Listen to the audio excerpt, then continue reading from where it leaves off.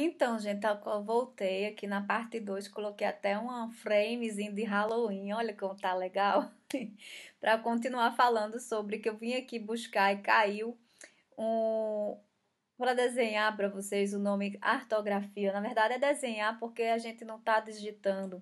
Então esse termo artografia é uma metodologia de pesquisa que muita gente usa como também metodologia de ensino.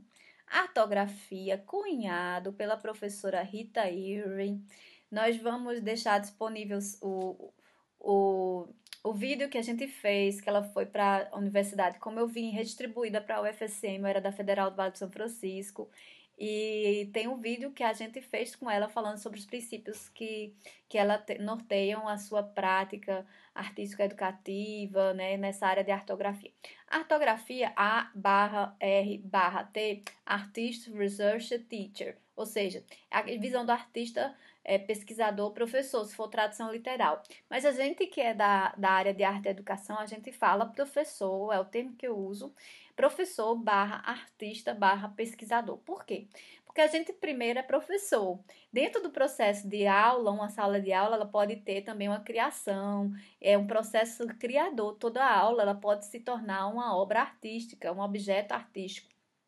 E aí a questão do artista, que vem também a ortografia da Rita Irving, né? Rita Irving. Vocês podem pesquisar e adentrar mais nessas questões no YouTube. Vocês podem também encontrar muita coisa do trabalho dela no Google, a Rita Irving. E outra questão é a que eu estava falando desse processo, né? Que é uma obra, uma aula pode ser um objeto artístico, que é de um autor chamado Elliot Eisner. Eu tenho até um artigo que eu falo do termo que ele usa, que é artistry, né? Que é a artisticidade. Elliot Eisner, E-I-S-N-R. E ele falava muito dessa questão, é um autor que ele é um pouco esquecido, mas é importante. É uma referência, inclusive, dos trabalhos de Anna May, o Elliot Eisner, o John Dewey, Arthur Efland, que era na área de história, o John Dewey na área da visão de experiência, muito ligado à psicologia e também ao processo criador no espaço educacional. E o Elliot Eisner, ele tem essa visão da artistry, que é a artisticidade, que é esse espaço de processo criador dentro da sala de aula. Então, é por isso que eu uso o termo professor, artista, pesquisador. Então, primeiro você é um professor, você se veste, né, de professor, é minha veste primeira. Depois eu tenho um artista dentro de mim, que é construído principalmente na licenciatura, e o pesquisador, que é aquele que vai buscar diferentes meios, técnicas, materiais, propostas e investigações desde e durante, né, durante o processo da experiência na sala de aula. Então, vamos dizer que esse espaço que nós estamos é uma sala de aula também. É uma sala de aula não formal e é uma sala de aula virtual, em que eu estou aqui, mas eu quero que você está com vocês, ao mesmo tempo em que eu visualizo que vocês estão me vendo. Então, na minha mente já está preparado o processo que tem alguém me observando e de que essas pessoas vão sim, que é o desejo de todo professor, passar pelo processo de ensino-aprendizagem. Então, isso é um processo que a gente busca, não é só ensinar, mas também nós aprendermos e vocês aprenderem juntos. A gente trabalha nesse processo. Então, o artístico educativo tem a ver com essa ideia de processo da experiência criadora que reflete no ou durante o ensino-aprendizagem. Então, o artístico educativo vai abranger várias questões. Ele vai abranger processos criadores e mediadores, vai abranger uma atenção a como esses processos são constituídos nos espaços formais e não formais de ensino, a questão da experiência na contextualização do espaço, tempo, história. Então, como é importante a gente pensar onde nós estamos, que contexto é esse, como é que eu me configuro no espaço e no tempo. O portfólio, então, artístico-educativo é esse espaço em que são construídas pontes entre quem cria e quem ensina e quem aprende, por intermédio de um material mediador, que é concreto ou virtual. No nosso caso, vai ser virtual, que pode se tornar concreto. Vamos dizer que o professor vai pegar o PDF do seu material de mediação, de proposição mediadora, e vai imprimir, ele vai se tornar concreto, mas ele usar tudo que for digital, virtual, vai ser abstrato, né? Mas vai ser também um material possível e acessado, e também uma representação da sua construção enquanto artístico educativo nesse projeto de portfólio e dentro do nosso mini curso de criação de portfólios. E adiante. Dona aqui, pronto. Ai, pulei muito, gente. Desculpem aqui. Tá legal, né? Eu gostei, eles botaram como presentinho aqui no aplicativo. E aí, essa questão do artista. Então, o artista, né? O artista que produz um portfólio. Professor não pode fazer um portfólio? Sim, mas a gente está falando das duas visões, né, que a gente tem. O artista que produz um portfólio artístico educativo auxilia esse artista, né, aquela pessoa que ganha, que sua função na sociedade é apenas artista, que não é somente, não estou falando que a pessoa é só artista, isso é diminuído, mas eu estou falando aquela pessoa que só trabalha como artista. Essa pessoa auxilia na formação de público. Como assim, professora? Auxilia na formação de público? Sim, porque o público ele é formado por essa relação e essa mediação. Então, o artista que não é preocupado com essa formação de público, ele não está contribuindo para o próprio futuro da arte. Então, como ele também age como um investigador desses processos, mesmo que ele diga que não age, mas toda obra de arte é uma educação do olhar, como você vê e como você percebe o mundo. A pessoa que vê, que é o público, pode, ou o espectador, pode se identificar ou não com a obra, mas toda obra gera uma construção, um elo, uma ponte entre quem cria e quem vê. O professor, né, já é outro ser, né, que utiliza um portfólio artístico educativo, vai ampliar essas pontes com o processo criador em artisticidades, que é aquilo que eu falei do Elliot Eisner, que é o tema artistry, né, com os estudantes. Então, a gente busca, sim, esse processo aqui na criação de portfólios. Professora, mas eu sou artista, eu também não posso buscar o outro, sim. Então, se a gente conseguir atingir essas duas possibilidades, fantástico, é um dos objetivos. Então, adiante. Eu aqui de novo. Essa questão do portfólio e do material educativo. Eu vou trazer algumas questões que a gente vai aprofundar nas palestras das professoras, né, que foram convidadas. O portfólio artístico e educativo e as possibilidades de material mediador. Então, tem várias. O material mediador e a didática. Então, o material mediador, ele é um material em que vai relacionar o trabalho. No caso de online, é uma imagem do trabalho, às vezes o próprio trabalho, porque muitos trabalhos artísticos nas artes visuais são fotografias, são vídeos, então virtualmente dá para trabalhar com eles assim. Mas outros são de linguagem 2D, que são pinturas, desenhos, né?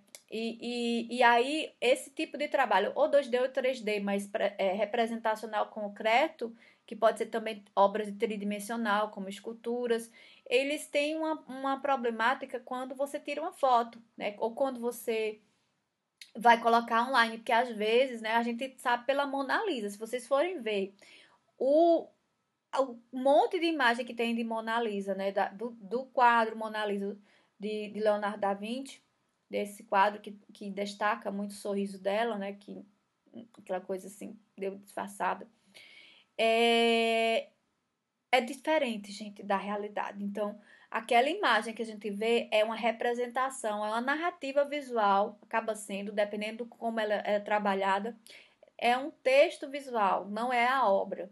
Então, a gente pode trabalhar com essa ideia de texto visual, que pode ser uma narrativa, para um ambiente virtual, se for um trabalho seu de 2D, né, ou 3D concreto, não for uma fotografia já digitalizada ou um trabalho de vídeo, algo que já seja manipulável virtualmente. A gente pode trabalhar assim, mas tem que ter cuidado com a qualidade dessas imagens, das fotos. Eu sei que nunca vai ficar parecido com o real, porque tem a questão de proporção, do tamanho, a questão da configuração, da luz, né, da sombra, como é que ela está no espaço. E sempre a gente pode dizer que um espaço virtual não é o mesmo que um espaço físico real, né? Não é igual você visitar um espaço expositivo, um museu, virtualmente e esse mesmo espaço presencialmente. Mas a gente busca nesse elo do virtual trazer novas formas de perceber a obra artística, né? O objeto artístico e novas formas de entrar em contato uns com os outros, que é o que a gente, eu acho que é o grande aprendizado desse momento de pandemia 2020, é esse contato com o outro, em que a gente não perca os elos, né, que nos tornam também seres humanos, em que a arte está muito envolvida nisso. Então, esse material mediador, a questão da didática, a didática envolve um planejamento, né, um pensamento assim, como isso pode se adequar. Então, ferramentas, técnicas, linguagens, que ferramentas vocês vão usar, que técnicas, que linguagens, se vocês vão trabalhar com uma linguagem, um desenho, ou só pintura, ou só gravura, qual é o material que vocês vão selecionar dos seus trabalhos que já tem, ou vocês vão produzir um material específico para esse portfólio.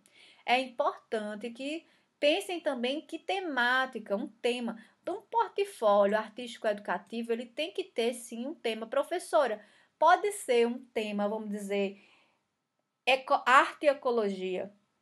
É um tema. Pode. Aí você vai pegar os seus trabalhos, pode ser de diferentes linguagens que trabalham essa visão de arte e ecologia, e utilizar no seu material educativo, né? Vai fazer um trabalho sobre arte e ecologia numa faixa etária, num ambiente específico da educação. Não tem problema. A mediação, a professora Miriam Celeste Martins vai falar melhor do que eu, que ela tem muito mais propriedade, eu estudo essa área também, mas a professora já tem muitos anos nessa área. Então, a mediação não é um guia. Uma vez eu ouvi uma palestra dela falando sobre isso. Ela não é um guia, então você não vai guiar.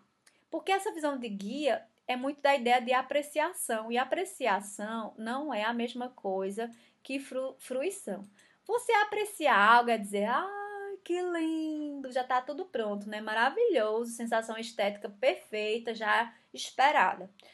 Fruir é você entrar em embate, né? Um embate com a obra. Você interpretar, às vezes você não consegue interpretar. Então quando não há uma interpretação, e a gente vai discutir isso quando eu for falar de leitura de imagem, essa interpretação que você não consegue é porque houve algum ruído entre a obra e o público. E esse ruído muitas vezes tem a ver com a contextualização. Então, o material educativo é uma prioridade, especialmente em obras e que possam causar um grande embate com o público, ainda mais no tempo contemporâneo, como temos, em que uma onda de conservadorismo, de tradicionalismo, em que as pessoas estão dizendo até que a Terra é plana. Então, há uma onda de coisa que esquece a história, a memória da humanidade, tudo que a gente estudou enquanto arte e ciência, como se estivesse se evaporando, né? E a gente tem que ir contra isso. Então, por quê? Porque nós estamos no ambiente universitário, estamos todos estudando, estamos todos buscando a melhoria da humanidade, né? Então, essa questão do material educativo, quando ele é muito bem utilizado, ele não causa essa ruptura, esse ruído, né, no processo de interpretação. Então, essa questão de mediar é ampliar, né, uma percepção que nós temos, é ampliar o olhar e o perceber por caminhos do interpretar. Então, há uma relação aí. O nosso olhar, ele é construído por uma percepção que envolve sensibilidade, e envolvem também as sensações. Professora, a percepção, vamos dizer que a percepção P é igual a sensibilidade mais o que? Sensações. Como assim, professora? Parece uma fórmula, né? Então, percepção é sensibilidade. Sensibilidade tem a ver com aquela ideia de você... não é aquela pessoa, quando você pensa sensível, ela chora muito. Não é só isso. A sensibilidade não é só estar sensível, que é um estar. Mas a sensibilidade tem a ver com você conseguir estar com os poros. Eu falo dos poros abertos. Então, você tá num lugar assim, ó. Tem gente que fala que isso é mesmo que empatia, mas não é. É uma antena. Por isso que a gente diz que os artistas são as antenas da humanidade. São mesmo. Que você tá com a antena assim ligada e você tá com os poros abertos. e tá com aquilo assim, você tá sensível, você percebe. É sensível não é a mesma coisa que percepção. Percepção envolve a sensibilidade. Tenta entender isso. E as sensações, como é que você percebe? Você tá com aquilo aberto, né? A gente fala de abertura estética, né? Tá com os poros com abertura estética, sensível.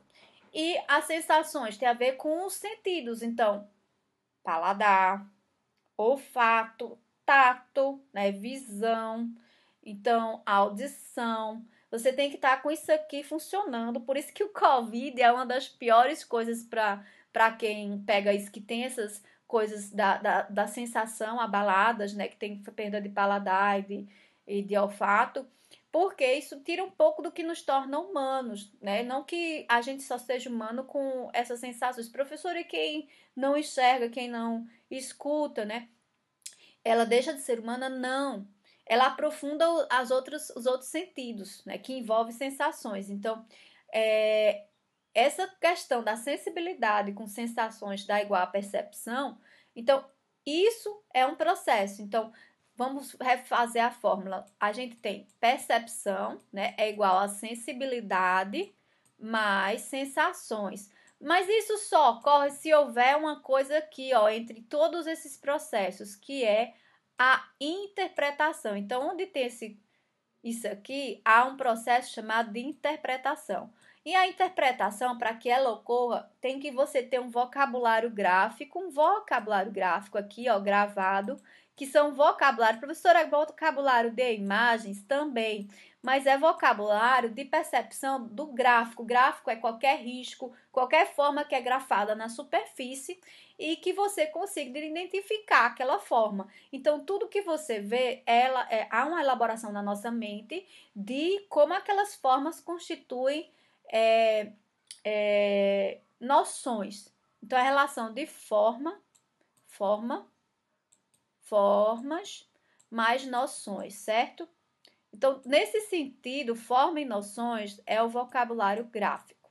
Então, quando você tem um vocabulário gráfico bem estabelecido, você consegue construir percepção. É por isso que quando a gente for falar melhor da aula sobre a leitura de imagens, a gente vai fazer essa relação para que vocês pensem isso dentro do material educativo.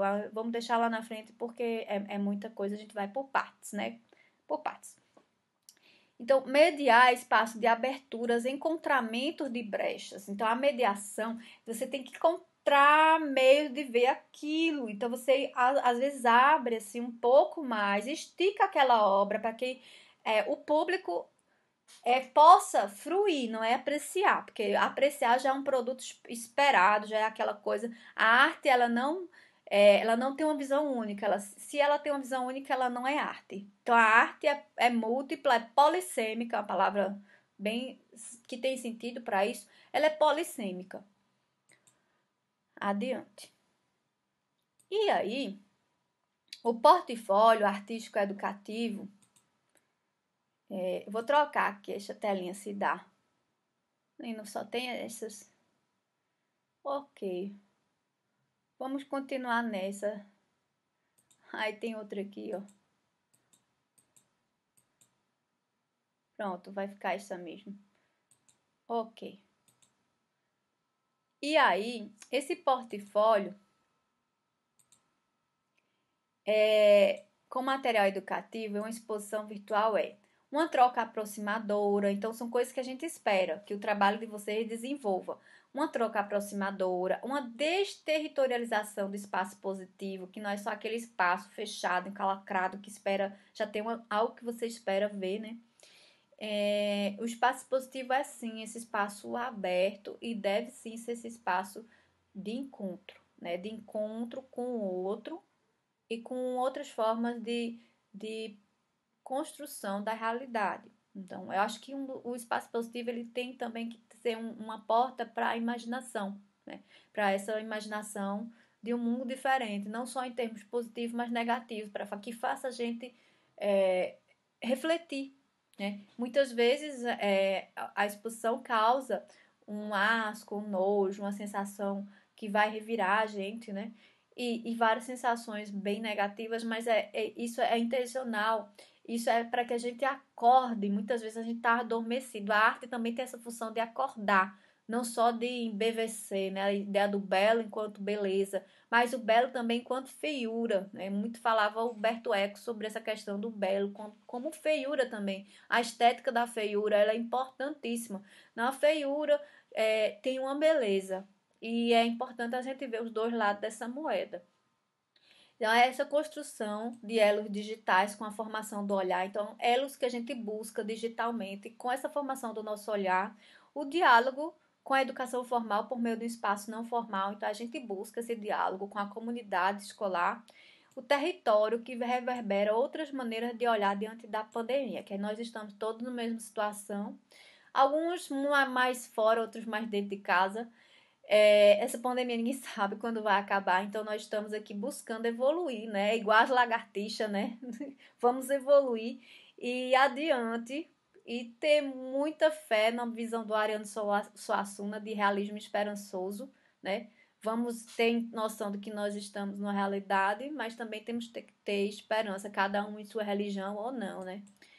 Não, quem não tiver esperança, os outros podem ter por essa pessoa. Adiante. Cadê Tom? Próximo. Vamos. Ui. Aqui. Então, não, esse já foi. Próximo. Ah, eu acho que foi todos. Foi. Então, olha, foi todos. Que bom. E aí, agora, a nossa parte, né, desse primeiro encontro assíncrono, a Alanis vai falar algumas questões para vocês que são importantes para a gente contextualizar esse início nesses nossos olhares. E fiquem bem, quaisquer dúvidas, tem um e-mail, né, do Portfólios, que vocês viram na inscrição, Portfólios Artístico-Educativos. E é importante a gente manter um contato.